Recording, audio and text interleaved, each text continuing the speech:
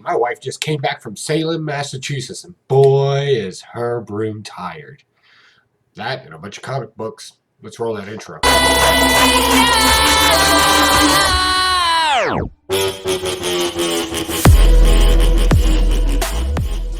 Hey, what's going on, you wonderful weirdos out there in the ether of the internet? I'm Pocan Joe, and as always, you're pretty cool for coming by. So I got a fresh cup of coffee, and I got a bunch of notes, and I got a bunch of opinions about a bunch of comic books. Surprisingly, not blasting a whole lot this week. A lot of good stuff came out, but without further ado, let's get that awkward sip of coffee out of the way.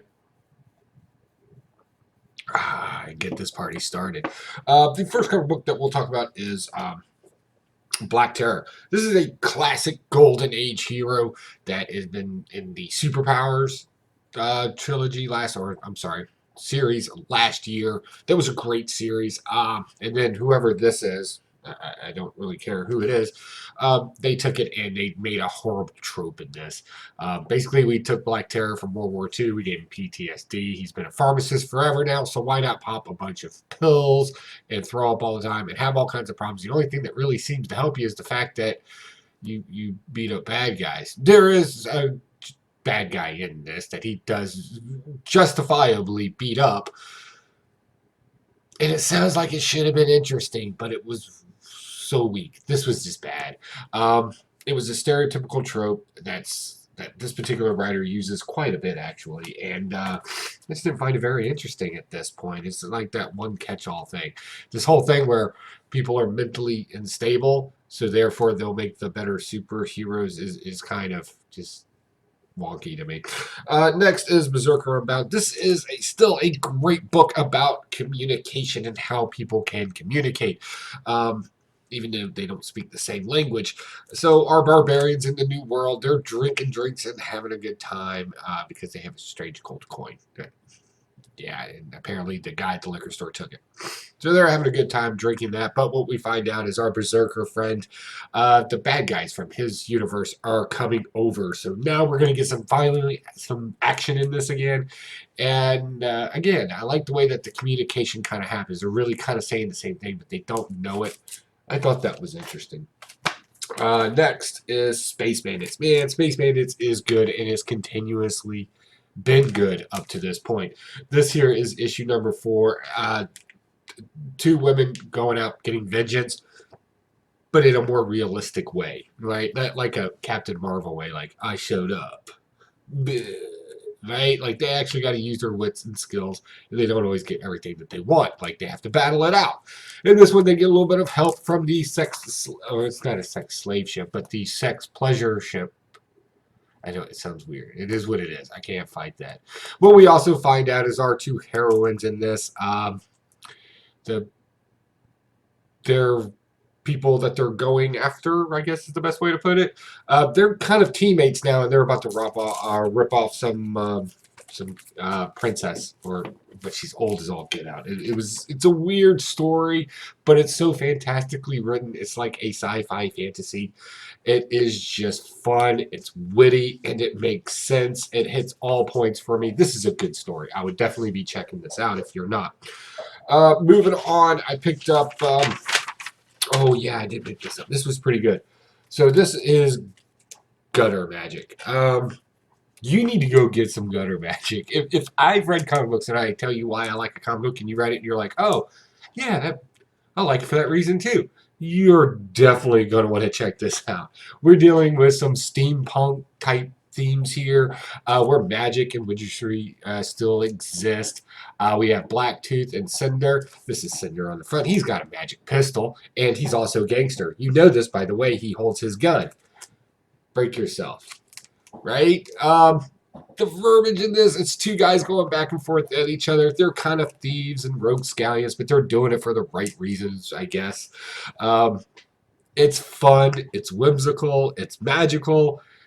It hits all notes, and there's still like this modern flair to it that you can relate to. I'm really liking this. Basically, he's just trying to get a spell back together that's been torn up, and he's trying to get the spell back together, and then he needs somebody with magic to be able to say the spell so he and his family can get their powers back. That's what I got from this first issue. It's kind of vague, which is okay because it adds a mystery to it. I can't say enough about this. This is great. Not my pick of the week, but man, is it up there. This was good stuff. Next one I picked was Vampire State Building. This is just good horror cheese for Halloween. This is great. This is like a version of, I don't know, some warped version of Die Hard and every 80s vampire movie. This is the best way to describe this.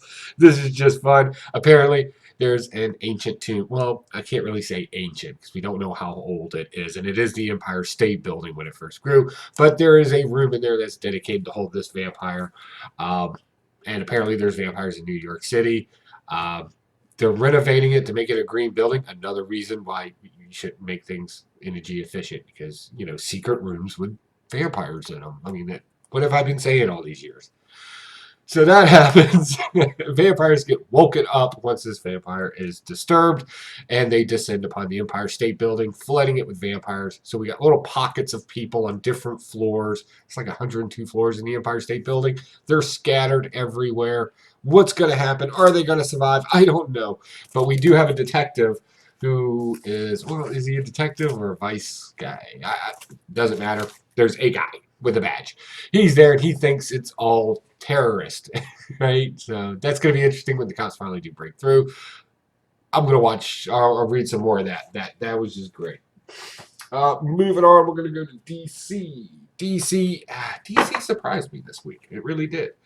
All right, so Superman up and away. If you don't know this story, this is the storyline where a little girl was kidnapped and she's being held someplace and she needs Superman's help. Very sad, right? So in this, we get this weird story where somebody's narrating one of the races of Flash and Superman and what Superman had to do to win that, what was the existential threat that made it happen, so on and so forth. And then we ultimately find out that it's really just the little girl who's in a pretty scary place, telling herself the story to make herself feel better. It was so sad, so sad. It was just horrifically sad. And then we got this other story where Clark Kent and Superman are, you know, battling it out. The book's a blast for me. A narration inside of a story is okay as long as there's some dialogue. And again, this is King who wrote this. And King is famous for his maybe overusage of Ravage to some degree. Like, there's a lot of narration in here that just didn't need to be there. If it's a narration, like something you're saying in your head, you don't need to repeat yourself. That's a sign of mental instability, first off. Like, if you ask yourself, you said something and you were like, what did I just say? What did you say? Say that again? If you're saying that to yourself, you need help. I think King does this, and he puts it in his comic books. He may need a little bit of help. Was it bad? No, it's just not my flavor. I'll give it that. So definitely read it and make your own opinions on that. Next, Justice League. You know, with Halloween coming around, you know, some people just take the time to give you good Halloween-style photos or covers.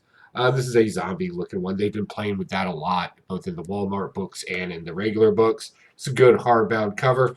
In this, we see the Anti-Monitor, the Forger of Worlds, and the Monitor kind of do this weird joining together thing where they become like the ultimate space warrior, and they're going to fight Mommy. I know that sounds weird, but they do a great job of this. Apex Luthor is fighting Hulk Girl in this. They're going at it. That's good stuff. Uh, what is it? Oh, when they go back to the past.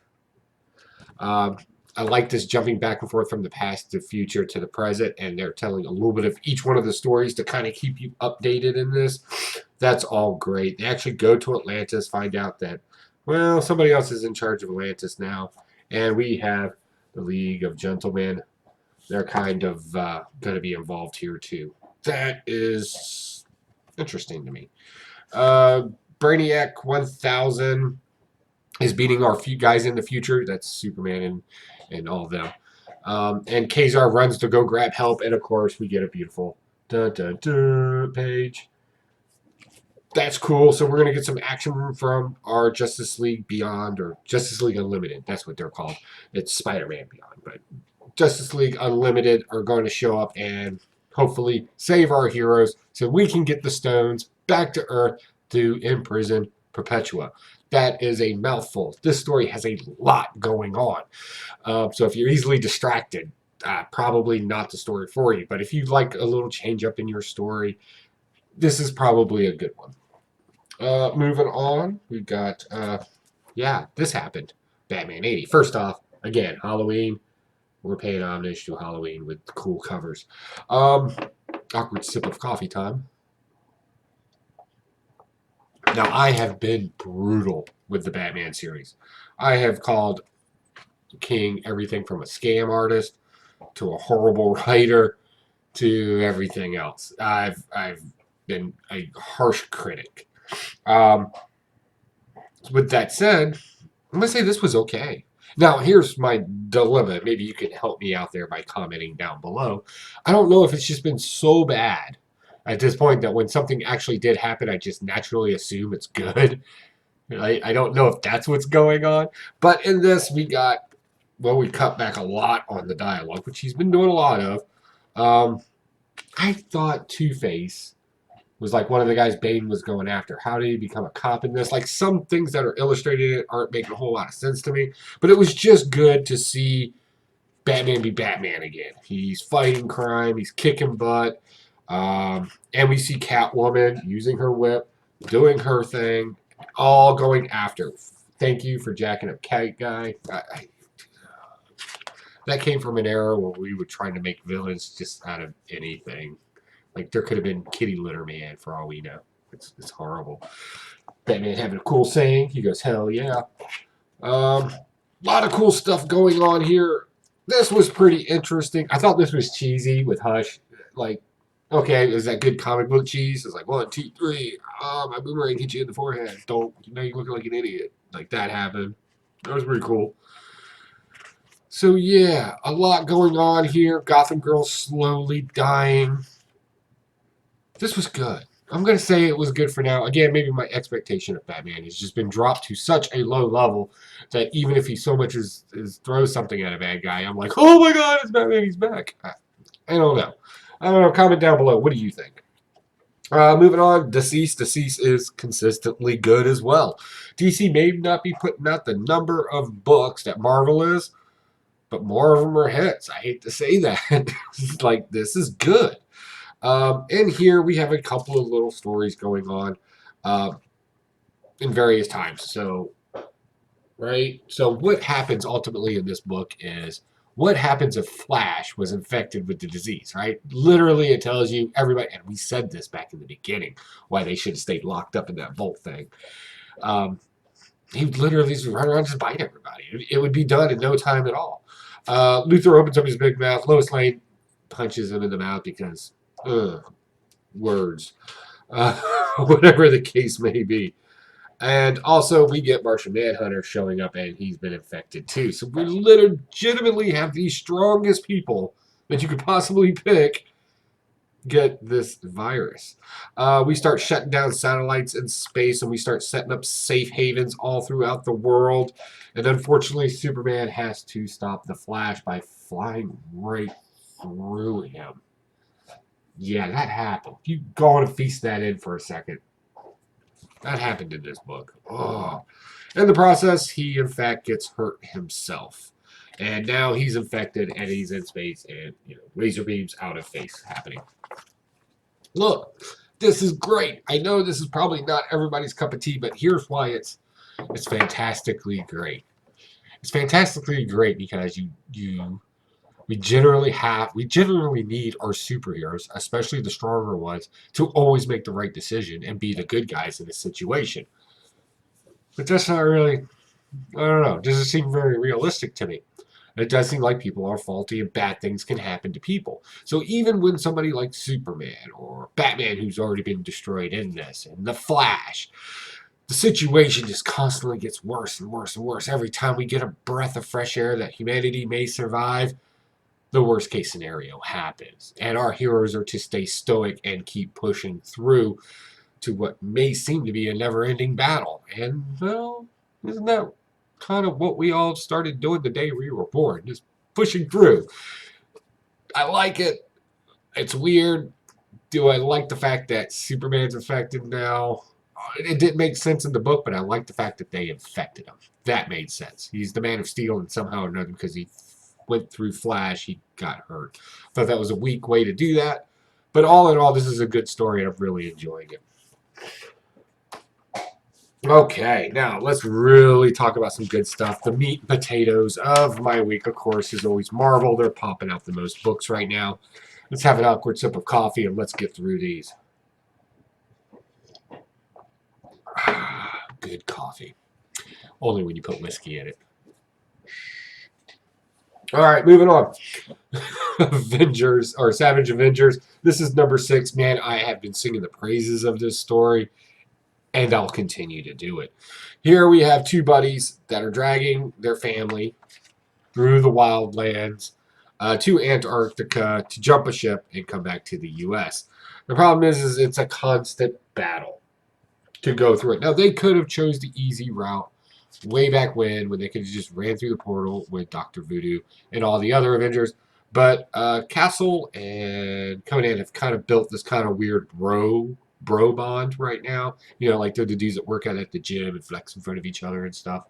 Right? They're those guys. And they're sharing each other's weapons. Like Castle's using the gun and da-da-da-da-da-da. He drops the gun, and of course Conan picks it up, and he starts just lighting stuff up. And I love the fact that they did this. He's not very proficient with it. Like, everything's being dropped. Like, the bad animals, the good animals. And he ends up using it like a axe anyway, and tells Conan, this is for sissies.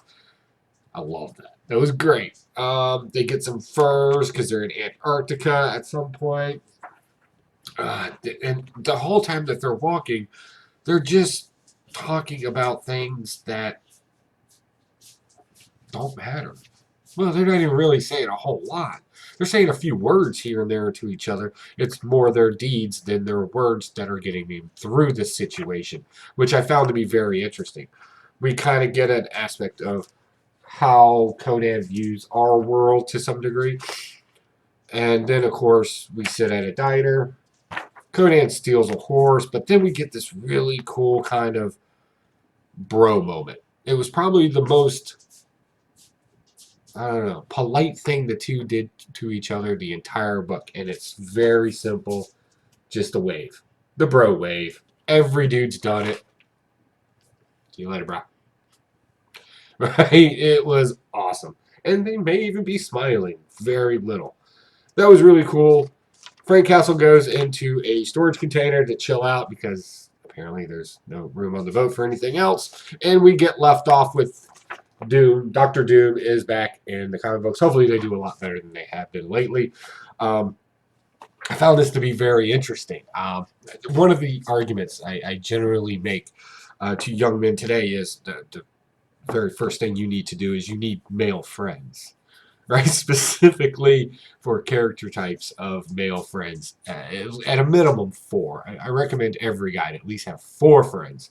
One that's skilled in the labors of things, and this isn't so you could use them for things, but that you can learn from them, and then of course you have a role in their life as well.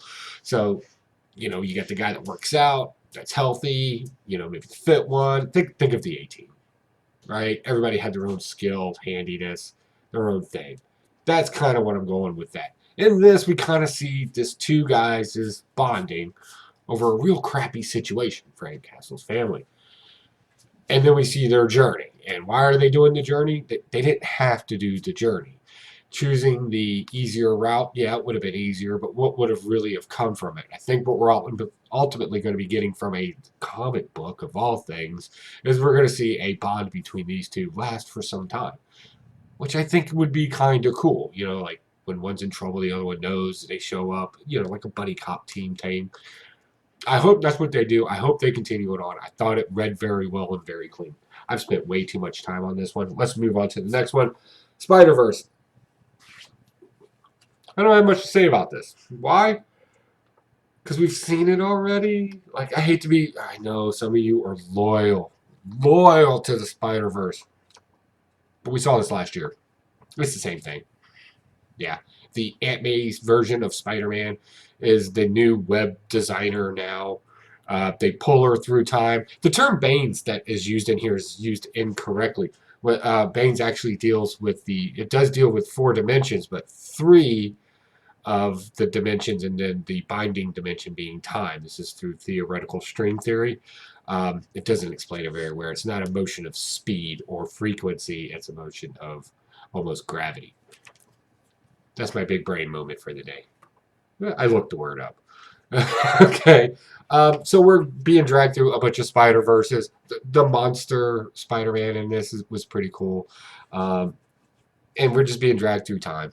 Or not time. Time, space, and what was the third one? It doesn't matter. I've read a paper on it. So, yeah, it's okay for what it is, but it's another... The Spider-Verse is falling apart. So we gotta do that again. Marvel Comics number 1001. Couple of good stories in it. Some real garbage stories. Like, I don't know why some of these people are allowed to write. We got this whole thing again about how Peter Parker became Spider-Man. That's what we needed. Deadpool talking about what to give Marvel for 1001, even though it's not their really 1001. For some reason, we have a story with the Kickers, and they thought they were actually something back in the day. Like, seriously, comment down below. Did you like the Kickers? Was that something you collected and read? Because I read like 3 issues of that, and I was like, no, nope. Maybe I'm a jerk. We get a lot of politicking in certain aspects of this. The rest of this is weird, jumping to conclusions and how that can actually embarrass you.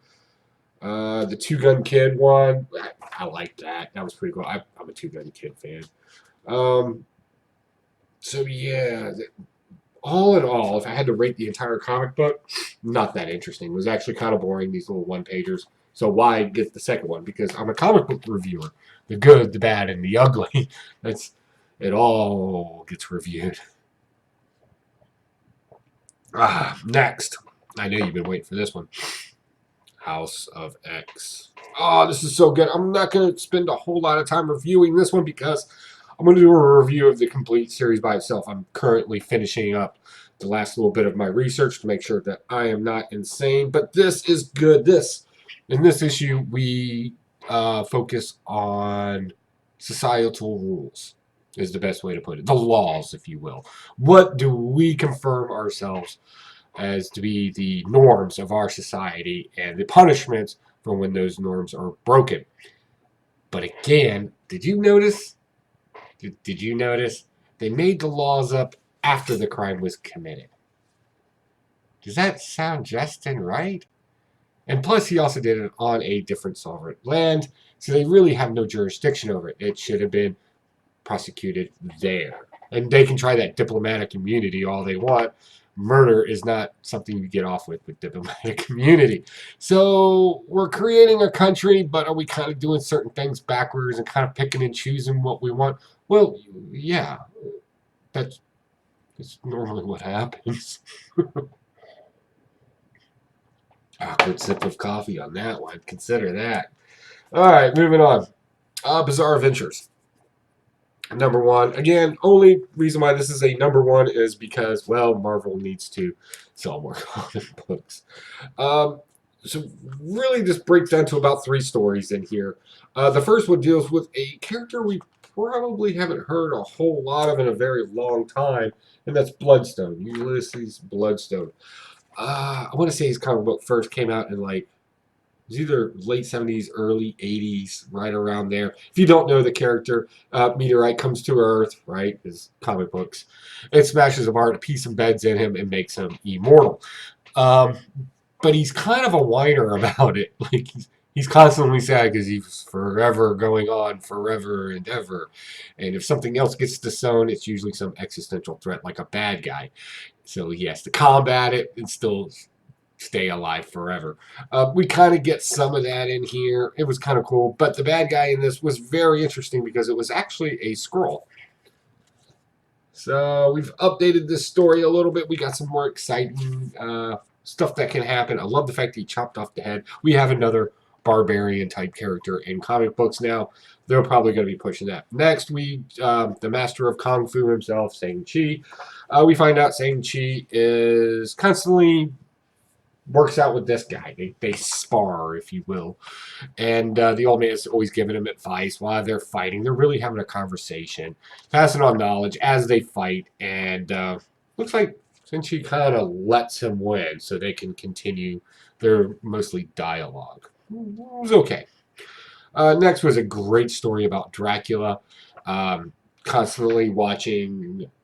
Well, the story starts off with him going to a party and meeting a young lady there who turns out to be a Van Helsing. Surprise, didn't see that coming. But she's there to kill a bunch of werewolves. She ain't freaking out about Dracula over here.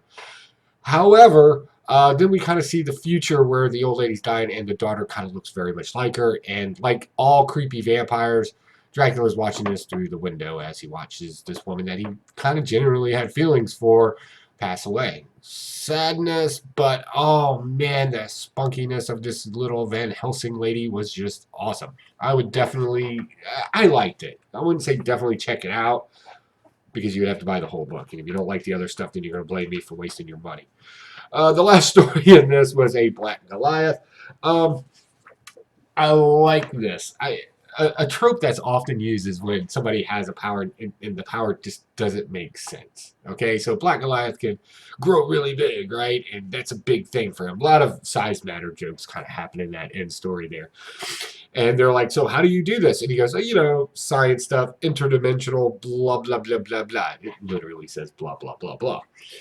So as I'm reading, I'm like, interdimensional, what if people live there? And as soon as I turn the page, every time he grows to these new heights, it disrupts this entire universe of beings and sucks them to something else. We don't know, right? And then it kind of spits them back out and jacks them all up like so. That's terrifying. And the funny thing is, he doesn't even know that he does it. Black Goliath kind of comes off as a jerk in this too, which was kind of good. Contagion. The title's like the recipe. It's like a grilled cheese sandwich. There's a contagion. It happens in China and it affects people, and somehow or another it gets to New York very quickly. But while on its way to New York, it infects the mole man and all of his molings. Are they molings or molets? Malais. Maloans? That would make sense. I don't know. Comment down below. So they get infected, and the Fantastic Four are involved now. Reed Richards gets infected too. So yeah, everybody's getting infected really quick. Some blind Chinese lady who I don't know her name in comic books. I think it was Tai Li or something like that. Doesn't matter. She's apparently supernatural to some degree. She runs off to go tell Iron Fist what's going on, and that's where the story left us off at. It's interesting. We've seen this, right? Like right now, currently in a DC book, there's a virus going around affecting everybody and making them zombies. Now we're supposed to believe a fungus is doing it in the Marvel universe. It's like they're not even trying anymore. We'll just leave it at that. Okay. Moving on with Ghost Rider. I like Ghost Rider. This has been great. We've been playing up Ghost Rider in the current Avengers run with everything going on there. Johnny Blaze is the king of hell, and it's kind of affecting him in some way. He's also in charge of keeping everybody from escaping from hell, and yet they keep trying. So hell overall is just in turmoil right now. But not that it would, if this wasn't happening, it would still be. But whatever. Mephisto's jailed up. People do not recognize Johnny Blaze as the true king of hell. They try to escape. He pops out to go get them. And of course, he meets Danny Ketch. Danny Ketch is kind of sad, depressed, drunk at this point, but he's still endowed with the Ghost Rider spirit. They take down one. They talk about possibly teaming up. It's not going to happen because Danny Ketch is a drunk and selfish. We also get a new keeper of the library. Obviously, the daughter of the past one. That was pretty cool. So, yeah, we got a lot of characters in this, too. And we got a lot of places being explained. So, yeah, I would definitely be picking this up. I always like the storytelling ability of things like hell versus heaven versus earth and the places in it. And then you got like all this other stuff that could be thrown in there, like limbo and just crazy places like that, depending on what religious text you read. So yeah, I would definitely be picking this up. I think they're going to be playing a lot of themes off of that. I think everything's going to be really cool, and it's just going to be a fun read overall. And when you got to lose, this Ghost Rider, you know it's going to be a good time. It's going to be a fast ride, if nothing else. All right, Immortal Hulk. Yes, this is going to go cosmic on us, right? Not to use the same word twice in 2 reviews, but yeah. So we beat up everybody in Shadow Base. Shadow Base is taken out. We got a new person in charge of Shadow Base, and basically, Immortal Hulk's going to be the power behind the power. But at the end of this, we kind of see a birth of a Galactus-type character, the merger of it. It's happening.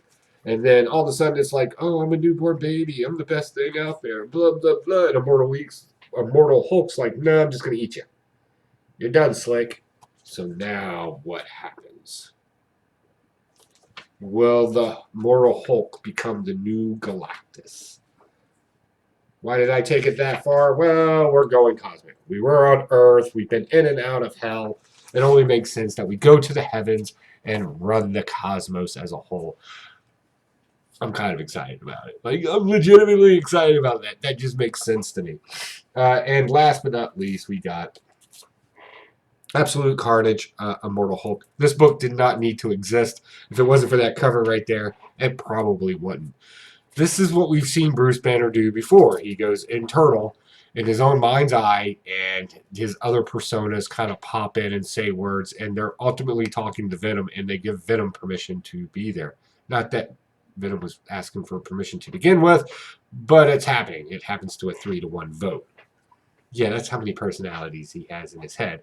And the whole thing's nothing more than what happened in between stories, if that makes any sense. So we know we have Ross out. Thunderbolt Ross, we found him, how things work in from Las Vegas to the West Point storyline of Immortal Hulk. This is kind of in between of what happened there. But we get a cool splash page with Venomized Hulk on it, which is really cool. And I always wondered about that because my wife collects Pops. Like, she has Pops. And she had the first round of the Venomized Hulk. And I was looking at it, and I was like, I don't remember Hulk ever being Venomized. And then, ta-da, these 2 stories came out. So that was pretty cool. So what's going on? What's going on? Baltimore Comic Con. That's what's happening. Hey, if you're going to Baltimore Comic Con, hit me up a comment down below. Let me know so we can get you some information about where we're going to be hanging out at, which breweries, which restaurants, where we're going to be having beers and libations, and maybe even a house party if we can get away with it. Probably not a house party. Probably have it someplace else. But it's okay. It'll still be fun. So definitely comment down below and let me know that if you are coming. And also, I'm bringing a good friend of mine. He's a comic book artist here in the local area. Well, he's 2 hours away, so Virginia's local to me, right? He's about 2 hours away up in Richmond.